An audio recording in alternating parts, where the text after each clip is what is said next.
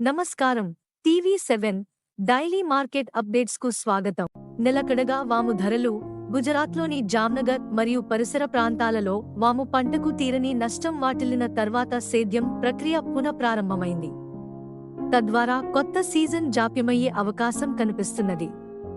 ప్రస్తుతం ఉత్పాదక కేంద్రాల వద్ద కొనుగోళ్లు సాధారణంగా ఉన్నందున ధరలు నిలకడగా కొనసాగుతున్నాయి.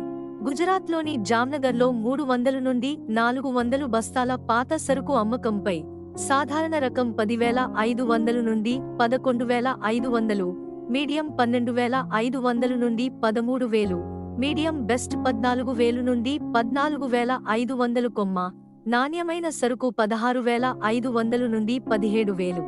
ఊంఝా మార్కెట్లో 200 నుండి 250 బస్తాల సరుకు అమ్మకంపై మీడియం 12,000 నుండి 12,500, మీడియం బెస్ట్ 13,500 నుండి 14,000 ప్రతి క్వింటాలు ధరతో వ్యాపారమైంది.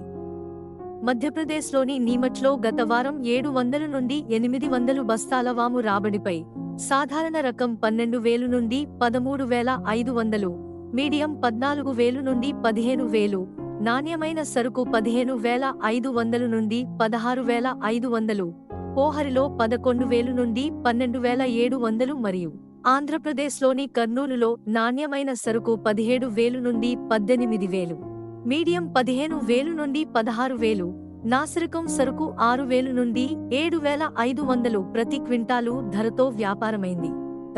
ఇలాంటి మరిన్ని అప్డేట్స్ కోసం వాచ్ చేస్తూనే ఉండండి టీవీ7.